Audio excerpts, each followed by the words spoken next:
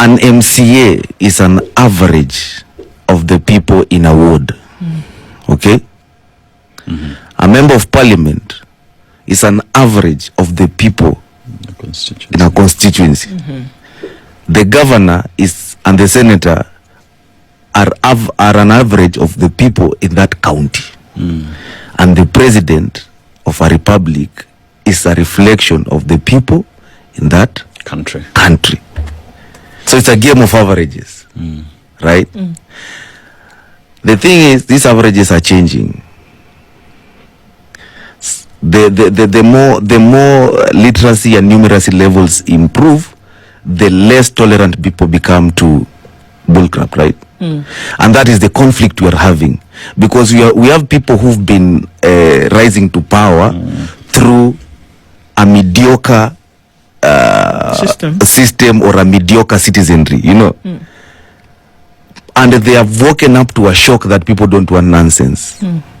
They just can't believe that we don't want that nonsense again. Because you've taken it for so long. Yes, like they just can't believe that you actually know what is going on. You actually know the figures. You actually know what is supposed to be done. You know. So just one thing is remaining. What are the people saying? We have heard what everyone is saying. We have heard what the united opposition is saying. We want to get to power. We have heard what the government is saying. We want another term. We have heard what other people are saying. You know, the question is, and what are we saying? This is the thing we never ask ourselves. What are we saying in all this conversation? Are we fans? Because what does it benefit me if I see two of my two enemies fighting, right? And none of them is addressing or is asking me, and what are you saying, right? So this one says this weekend, this one says this the other weekend, and I'm there cheering, for both. Yes. Right now they have to pay people to attend and cheer because people are smart. Nobody's showing up again organically to go and listen to you guys answering each other. You know. Now people are asking, do you know what we want? Like, so we should ask that question now. What do we want as the people, right? So there are only 5 things we can want. And that should form the basis of the campaigns in any nation in the world, right? We must know what we want as a people when it comes to the rule of law or the constitution, right? We must know exactly what we want, right?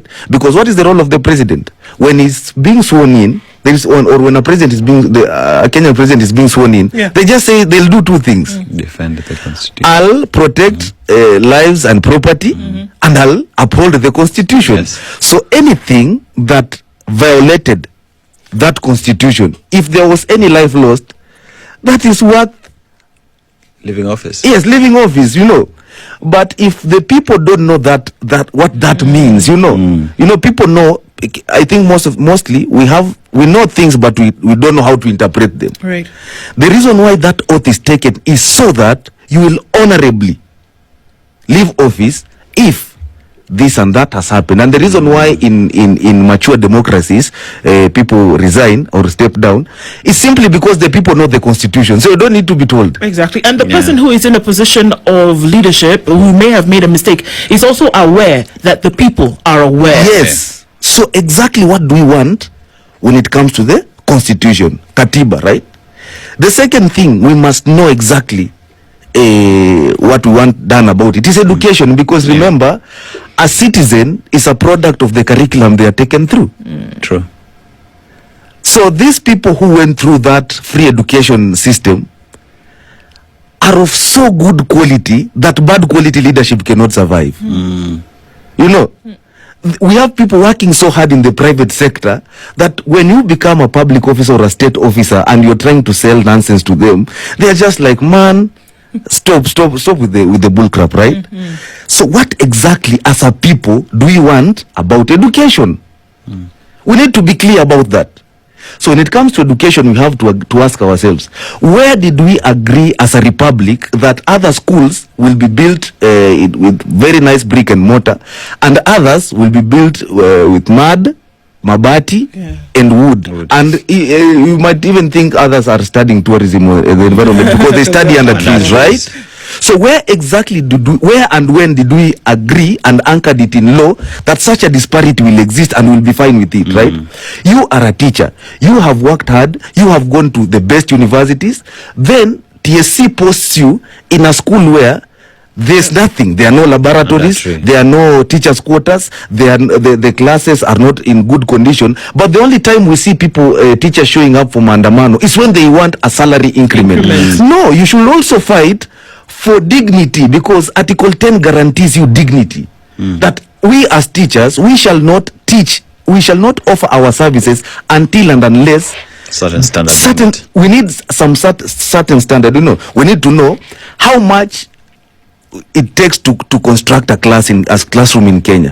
What is the basic student teacher ratio? We have to agree on those things. When we go to the marginalized areas, what are these things that are guaranteed so that I can execute my duties well as a teacher, right? So we need to see parents and teachers flooding the streets and flooding the ministry, flooding everywhere, demanding that our children and we as teachers want better infrastructure, right? What are we saying about health? When you go to register for SHA right now, do you know what is the condition? You have to pay for the last. You have to have paid up for 6 months. 6 months, right? But what happens if you have hustler fund arrears? It's a precondition.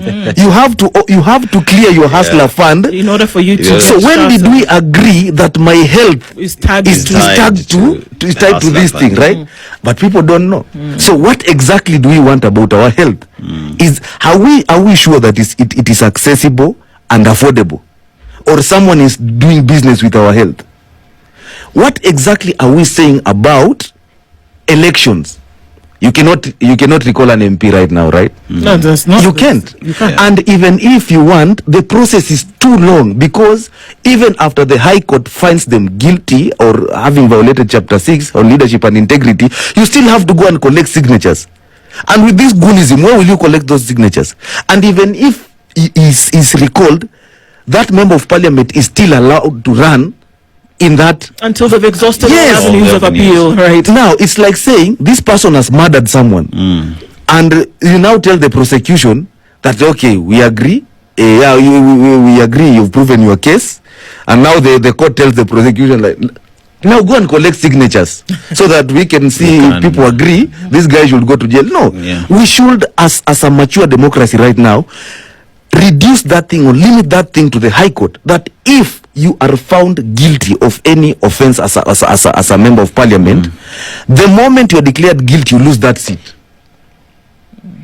Forward, how do we have this discussion with everybody, right? As a country, not as Gen Zs, as a country, we have this discussion so that when it comes to us having a social contract, we know what the Katiba says, the 5 things are there, and that we decide what you will tell us and how we will move forward in the future.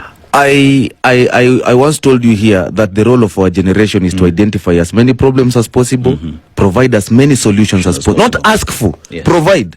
Because we are designing our future, and take as much constitutional action as possible, right? So having gone all over Kenya, I realized the problem we have is not that we have a bad constitution. We have constitutional illiteracy. That people don't even know what this document says, and those who know can't even interpret it. Right. That is why part of the action I took, I partnered with 30 youths from 30 youths from 30 counties, and we decided we shall break down each and every article of this constitution for people to understand. Yes. As part of of us giving solutions, so that if we tell you read Article 255, you don't just read it no, you read it and we have explained to you so you understand exactly in a very simple manner what does that article mean. What are your guaranteed rights? What is the impact of these rights? And then we have even given you a real world example. You see, so that's part of our solution, but that is not sustainable, because again, we cannot teach 54 million people. We establish structures to enable people do what? Know the constitution. One of the things that happened in 2010, and I keep repeating, the constitution was supposed to go to school as a subject.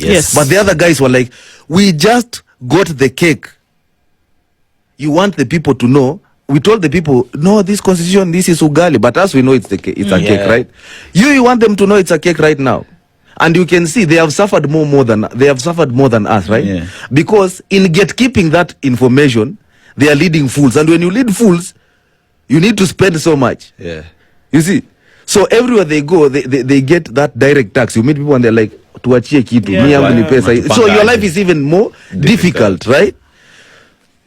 You were saying about like Mr. Beast, right? Yeah.